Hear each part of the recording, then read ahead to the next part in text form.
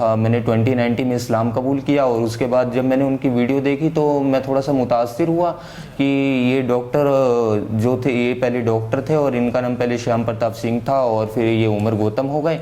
तो मेरे को बड़ी खुशी सी महसूस हुई। तो हम जब उनसे मिलने के लिए गए तो ओखला में हमने उनसे पहले कांटेक्ट किया। मैंने कभी किसी पे ज़बरन इस्लाम कबूल करने के लिए नहीं कहा, किसी को भी कभी ना डराया ना धमकाया। मैं वहाँ पे जो कन्वर्जन सर्टिफिकेट है मेरे को वो बनवाना था और मैंने उनसे कांटेक्ट किया तो उन्होंने बताया कि ठीक है, अभी आपकी एज कितनी है। तो उस टाइम मेरी एज थोड़ी कम थी।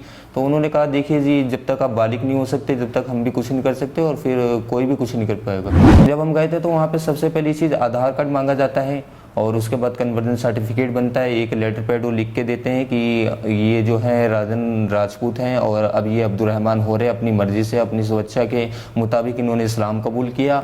यूपी पुलिस जो है ये जो आरोप लगा रही है कि ये लालच दे के इन्हें कन्वर्ट किया गया है, तो ये आरोप बिल्कुल गलत है। उन लोगों ने कहा कि इसको जो है लड़के को अगर ये नहीं मानता है तो इसको हम आगे भेजेंगे, पुलिस वालों ने। क्योंकि मैं नाबालिग था और मेरी एज जो है वो 18 प्लस नहीं थी, तो इस कारण मेरे को आगे भेजने की प्लानिंग की गई। लोग जो आज मीडिया पे उमर गौतम साहब के भी बयान जो जारी कर रहे हैं वो काट काट के दिखाया जा रहा है, पूरी ऑडियो नहीं दिखाई जा रही। पूरी ऑडियो में उनकी कुछ बातें ऐसी हैं जो उन्होंने कानून के मुताबिक कही है, लेकिन आजकल के टाइम पे क्या है कि उनको बहुत बड़ी साजिश के तहत फंसाया जा रहा है। अस्सलाम वालेकुम, मैं हूं शकील अहमद और आप देख रहे हैं न्यूज़ मैक्स। उमर गौतम साहब और उसके साथ ही मुफ्ती इब्राहिम, इनकी गिरफ्तारी के बाद जिस तरह से इस पूरे मामले को मीडिया ट्रायल में लेकर चली गई है मीडिया, और ज़बरदस्त मीडिया ट्रायल किया जा रहा है पिछले 3 दिन से, जिस दिन से गिरफ्तारियां हुई हैं। इसके साथ ही जो कन्वर्ट हुए हैं, जिन्होंने इस्लाम को कबूल किया है, उनसे बात नहीं की जा रही बल्कि उनके घर वालों से बात की जा रही है, ताकि अगर जो कन्वर्ट हुए हैं वो सामने आकर बताएंगे कि हमने किस तरह से उनसे अप्रोच की, या फिर वो ये बताएंगे कि हम अपनी मर्जी से आए हैं, कि हमें लालच दिया गया। जिस तरह के इल्ज़ामात लगाए जा रहे हैं, उसके साथ ही जहां तक 1000 का आंकड़ा पुलिस के जरिए बताया जा रहा है, तो वो आंकड़ा भी उमर गौतम के जरिए ही दिया गया है, क्योंकि बाकायदा हर एक शख्स की जो उनके पास पहुंचता था, सर्टिफिकेशन कराता था, पेपर तैयार कराता था, उसका बाकायदा उनके पास रिकॉर्ड होता था, रजिस्टर में एंट्री होती थी, बाकायदा उसका रिकॉर्ड कंप्यूटर में मेंटेन किया जाता था। और जब गाजियाबाद पुलिस ने उनको बुलाया था तो उस वक्त ये कहा था कि सारे पेपर्स लेकर के आप आइए, पासपोर्ट लेकर आइए। उसके बाद ही वो वहां पर पहुंचे थे। लेकिन मीडिया इस तरह से बताने की कोशिश कर रही है जैसे पुलिस ने तफ्तीश के बाद इन 1000 लोगों तक पुलिस पहुंची है, और उसके बाद जिस तरह से योगी ने एनएसए लगाया। लेकिन जब इस तरह की स्टोरीज सोशल मीडिया पर खासतौर से जब चलती हैं, और जो लोग उमर गौतम साहब से मिलते रहे हैं या उनकी मदद के जरिए उन्होंने अपने सर्टिफिकेट तैयार कराए हैं, उन तक जब इस तरह की वीडियो पहुंचती हैं, तो इस तरह की वीडियो देखने के बाद वो बेचैन हो उठते हैं, तड़प उठते हैं कि उमर गौतम, जिनसे उन्होंने मुलाकात की, जिनका उनके साथ रवैया रहा, उनके ऊपर इस तरह के बेजा इल्जामात लगाए जा रहे हैं, उनको सलाखों के पीछे पहुंचा दिया गया, इस तरह की धाराएं लगा दी गई कि अब उनकी वर्षों जमानत नहीं हो सकती। ऐसा ही एक हमारा वीडियो देखने के बाद अब्दुल रहमान, जो कन्वर्ट होने के बाद अब्दुल रहमान बने हैं, पहले राजू राजन इनका नाम था, दिल्ली के पहाड़गंज के रहने वाले हैं, उन्होंने हमसे संपर्क किया और ये कहा कि वो और उनके साथी, कुछ और साथी, वो इस पूरे मामले में मीडिया के सामने आकर के उमर गौतम के बारे में बताना चाहते हैं।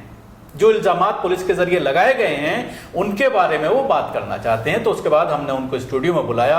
इनके कुछ और साथी थे, वो भी आना चाहते थे, लेकिन अपनी मजबूरियों की वजह से उनके ऑफिस थे, संडे को वो लोग आना चाहते हैं, तो इंशाल्लाह दोबारा फिर हम उनके साथ बैठेंगे।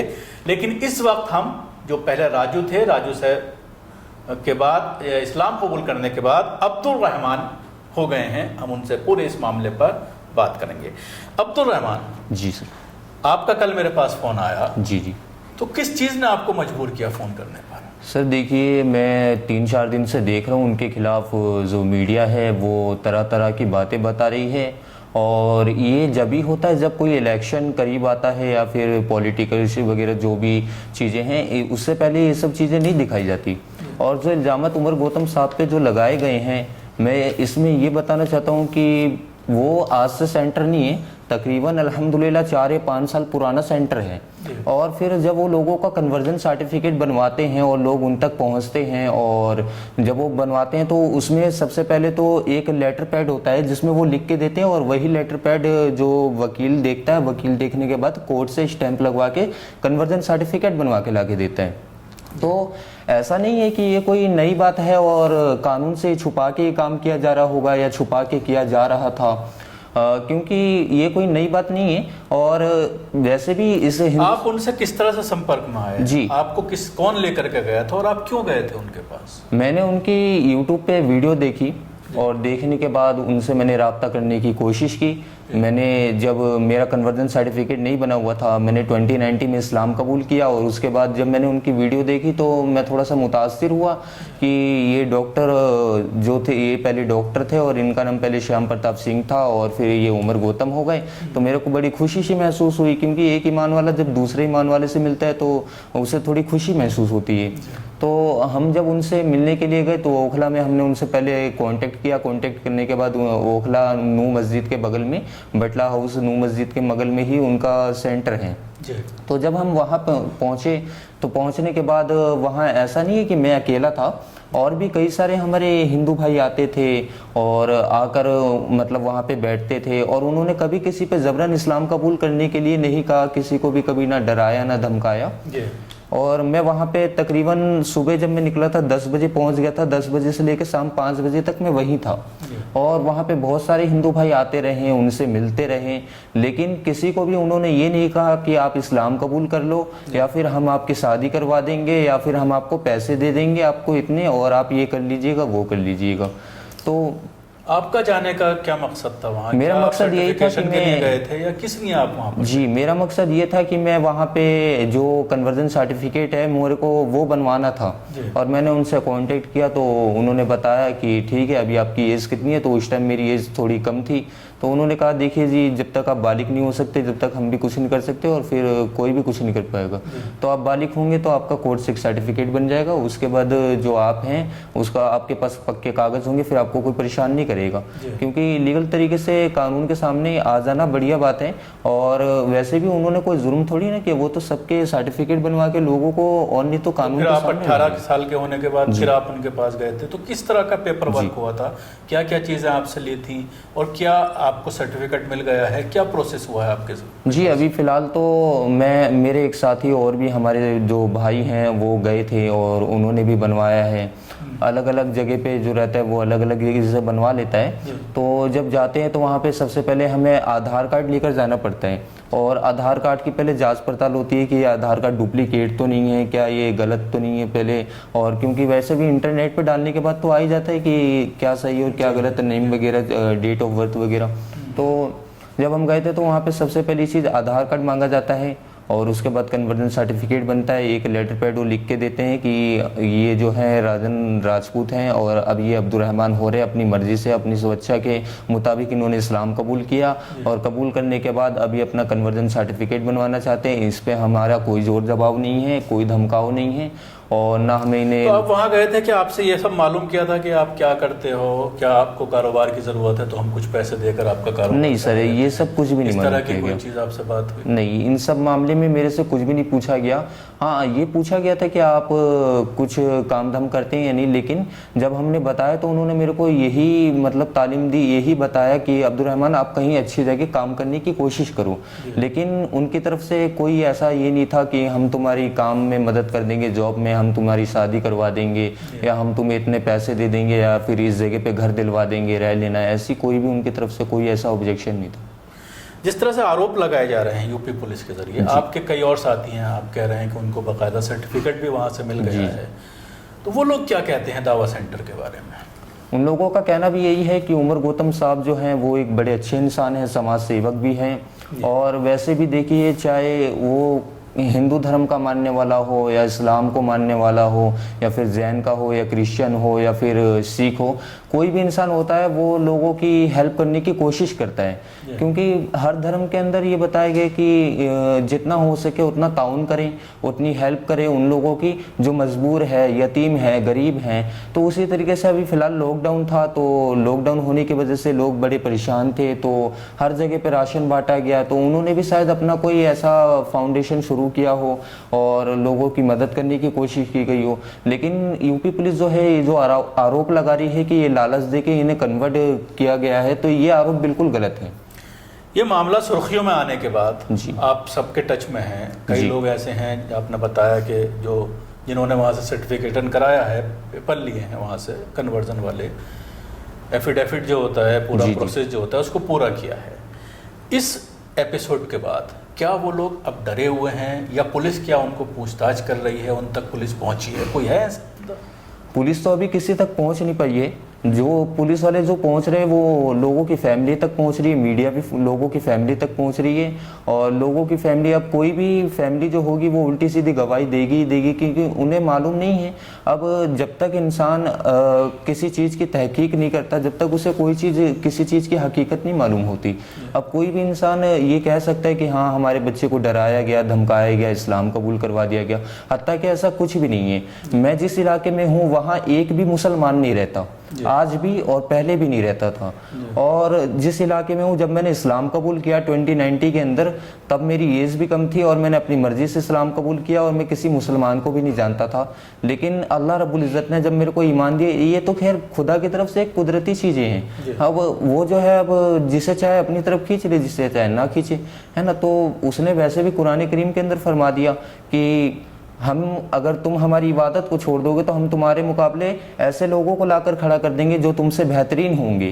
तो अल्लाह जो है वो किसी का मोहताज नहीं है, इसलिए अल्लाह के अंदर ये ताकत है, इसलिए अल्लाह कर रहा है। तो उसके बाद कुछ डर लग रहा है कि पुलिस परेशान करेगी? डर है, क्योंकि पहले भी कई दफ़ा हम लोगों के संग ऐसे जो चीज़ें हैं ऐसी हो चुकी है। और जब मेरी वालिदा ने मेरे खिलाफ़ कंप्लेंट की थी थाने के अंदर, तो पुलिस वाले मेरे को तरह तरह की बातें मेरे से पूछी जाती थी और कहा जाता था कि बताओ किस तरीके से इस्लाम कबूल किया, किसने करवाया, किस जमात से मिले, किससे मिले, ये वो। तो बहुत सारी बातें पूछी जाती थी, तो मेरे को उस टाइम भी डर लगता था। और साथियों को ये डर है, हमारे और भी भाई हैं, उनको ये डर है इस चीज़ का कि उनकी फैमिली के पास ये लोग जा रहे हैं और उल्टी सीधी बातें पूछ रहे हैं और कहीं इन्हें बंद ना कर दिया जाए पकड़ के, जैसा कि हमारे मौलाना उमर गौतम साहब को और मौलाना जहांगीर कासमी साहब को कर दिया गया। इसी तरीके से कहीं इन लोगों के संग भी हालात पेश ना आ जाए, इसलिए वो जो है आने से डर रहे हैं। इसके अलावा 2019 में आपने इस्लाम कबूल किया, मैं थोड़ा सा उसके बारे में जानना चाहूँगा बैकग्राउंड में जाकर के जी। कि 2019 में आपने इस्लाम कबूल किया, जी, नाबालिग थे जी।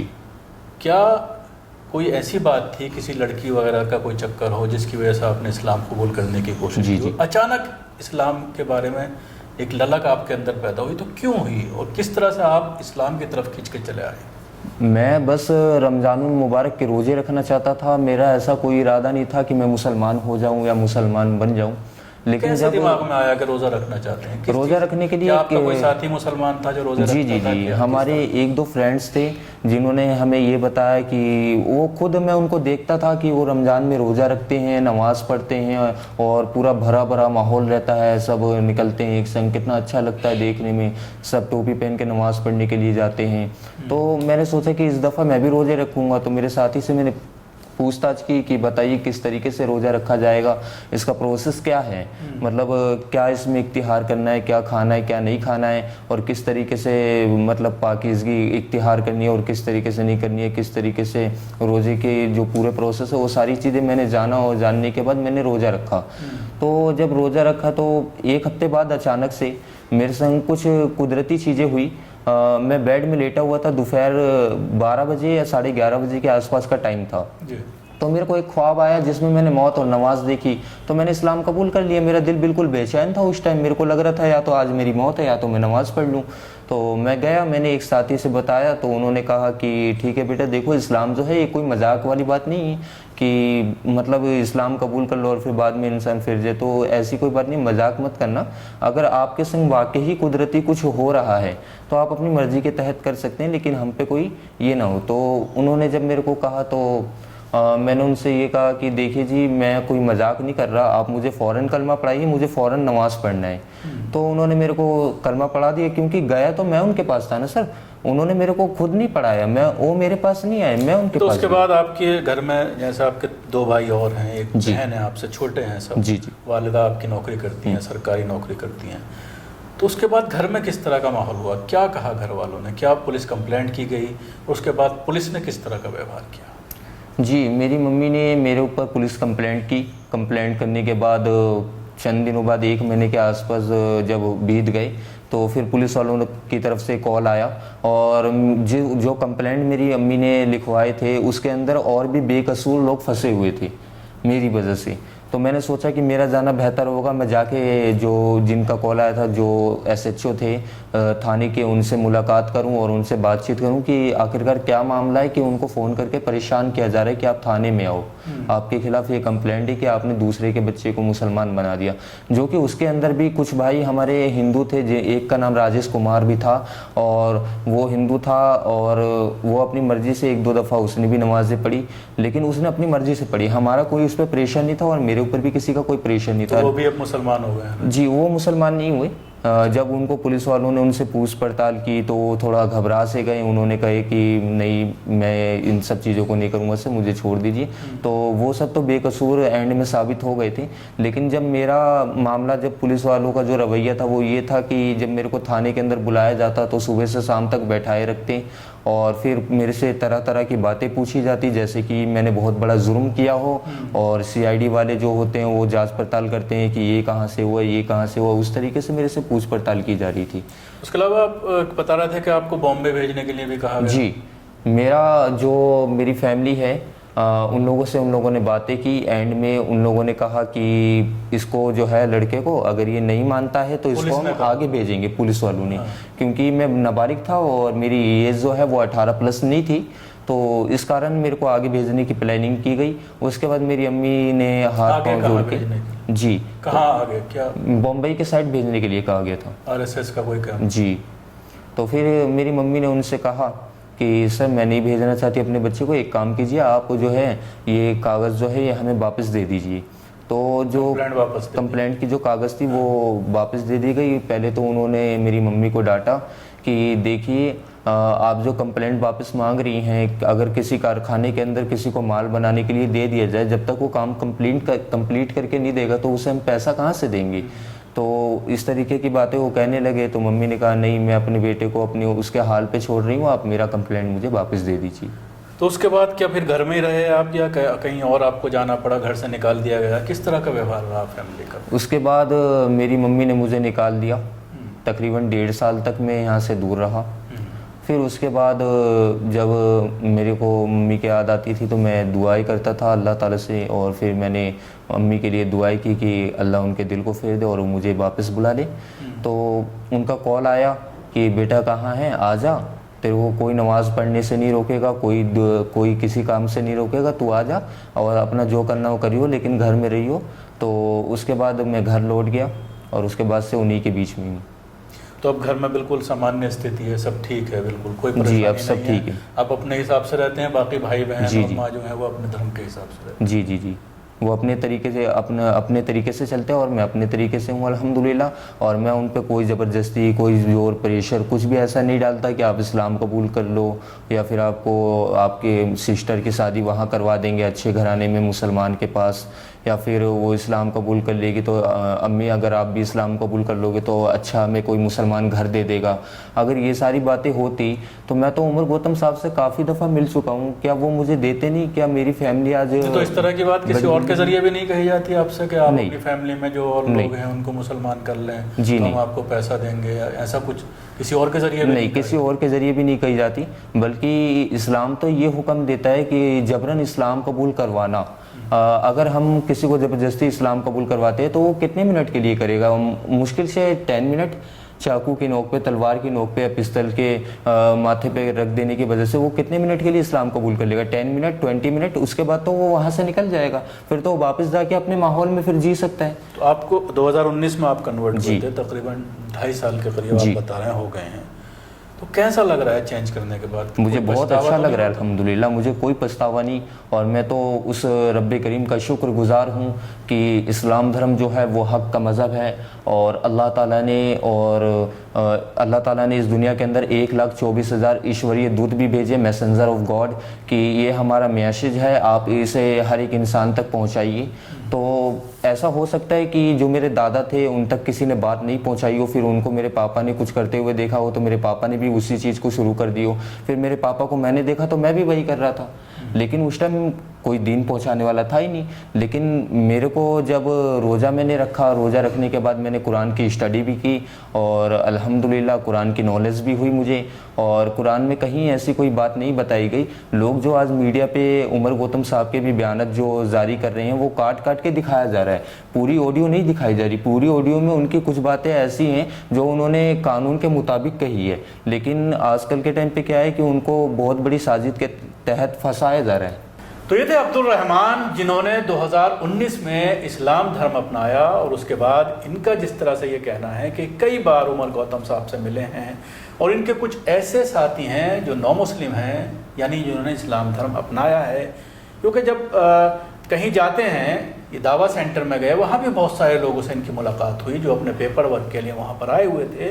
तो इस तरह से एक ग्रुप बन जाता है जिसके ज़रिए इनका ये कहना है तमाम लोग अब इकट्ठा हो रहे हैं, आपस में बात कर रहे हैं, और उमर गौतम साहब को जिस तरह से उत्तर प्रदेश में सियासी तौर पर फंसाया गया है और 2022 के लिए जिस तरह से इसको एक मुद्दा बनाया जा रहा है, तो उसके लिए ये लोग परेशान हैं कि किस तरह से उमर गौतम साहब को इंसाफ मिल पाए, और इसीलिए आज इनका हमारे स्टूडियो में आना हुआ है।